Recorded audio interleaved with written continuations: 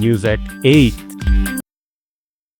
दिल्ली के लाल किले के पास 10 नवंबर को हुए कार धमाके मामले में जांच एजेंसियों ने फरीदाबाद से आतंकवादियों की बम बनाने वाली मशीन बरामद की है। ये मशीनें धमाके के सह आरोपी डॉक्टर मुजम्मिल गनई विस्फोटक तैयार करने के लिए इस्तेमाल करता था। एक टैक्सी ड्राइवर के घर से आटा चक्की, ग्राइंडर और कई इलेक्ट्रॉनिक उपकरण मिले हैं। गनई इसी आटा चक्की से यूरिया पीस कर केमिकल तैयार करता था। जम्मू कश्मीर के पुलवामा का रहने वाला गनई धमाके से ठीक पहले पकड़ा गया था। उसके कमरे से 360 किलो अमोनियम नाइट्रेट और कई विस्फोटक सामग्री बरामद हुई थी। एनआईए अब ये जांच कर रही है कि टैक्सी ड्राइवर इस नेटवर्क से कितना जुड़ा था और उसके घर तक ये मशीनें कैसे पहुंची।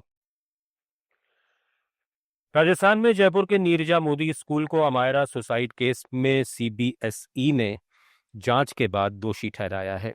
चौथी कक्षा की छात्रा अमायरा पिछले 18 महीनों से बुलिंग की शिकायत कर रही थी, लेकिन टीचर्स और मैनेजमेंट ने उसकी बात अनसुनी कर दी।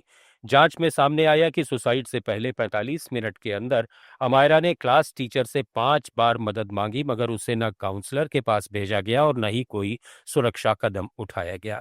सीसीटीवी फुटेज में बच्ची बेहद परेशान दिख रही थी, लेकिन टीचर ने उसे नजरअंदाज किया। सीबीएसई की सरप्राइज इंस्पेक्शन टीम ने स्कूल में बड़े स्तर पर सुरक्षा खामियां पाई, जैसे सेफ्टी कमेटी नहीं होना, कमजोर मॉनिटरिंग और गाइडलाइंस का उल्लंघन। जांच रिपोर्ट के बाद सीबीएसई ने स्कूल को कारण बताओ नोटिस जारी किया है और पूछा है कि एफिलिएशन बाइलॉज के तहत कड़ी कार्रवाई क्यों न की जाए, जिसमें चेतावनी से लेकर एफिलिएशन रद्द होना तक शामिल है। अब स्कूल को 30 दिन में जवाब देना है। Let's mike news at 8। Madhya Pradesh के बैतूल में पुलिस ने एक ऐसे साइबर गिरोह का भंडाफोड़ किया है जिसने प्रधानमंत्री जनधन खातों से करीब 10 करोड़ रुपए की हेराफेरी कर डाली। पुलिस ने 3 आरोपियों को गिरफ्तार किया है। पूरा मामला तब सामने आया जब खेड़ी सवालीगढ़ के बिसराम इवने अपने खाते की केवाईसी कराने बैंक पहुंचे और खाते में 2 करोड़ के संदिग्ध लेन देन देखकर हैरान रह गए। शिकायत के बाद साइबर सेल की जांच में खुलासा हुआ कि जून 2025 से उनके खाते से 1.5 करोड़ रुपए निकाले गए थे। इसी बैंक के 7 खातों से कुल 9 करोड़ 84 लाख रुपए उड़ाए गए। ठगों ने एक मृत व्यक्ति राजेश बर्डे के खाते का भी बड़े ट्रांजैक्शन के लिए इस्तेमाल किया। मोबाइल नंबर बदलकर नया एटीएम कार्ड बनवाया गया और इंटरनेट बैंकिंग एक्टिव कर ओटीपी हासिल किए गए।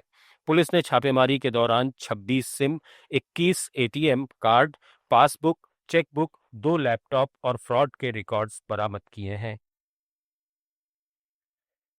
150 करोड़ रुपए की धोखाधड़ी के मामले में ईडी ने निवेश फर्म सहारा इंडिया के पूर्व deputy manager worker OP Shrivastava को गिरफ्तार किया है। श्रीवास्तव को कोलकाता के ईडी कार्यालय में लंबी पूछताछ के बाद जांच में सहयोग नहीं करने के आरोप में गिरफ्तार किया गया। सहारा इंडिया ने निवेश पर मोटी रकम लौटाने का वादा किया था, लेकिन बाद में जमाकर्ताओं को ये रकम नहीं मिली। ईडी ने दावा किया कि जमाकर्ताओं से निकाली गई रकम में से 750 करोड़ रुपए 3 अधिकारियों के पास गए। इनमें से 150 करोड़ रुपए ओपी श्रीवास्तव के पास।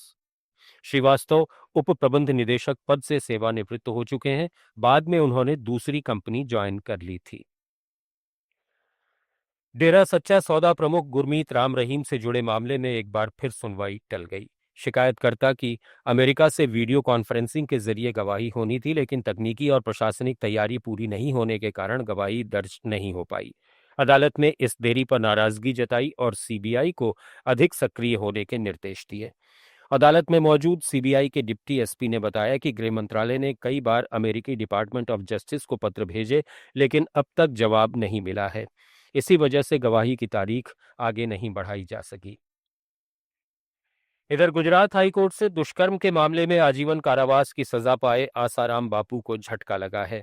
जमानत पर चल रहे आसाराम ने सत्संग करने, आश्रम में प्रवचन देने और अनुयायियों से मिलने जुलने की अनुमति मांगी थी, लेकिन हाईकोर्ट ने इनकार कर दिया। न्यायमूर्ति एएस सुपेहिया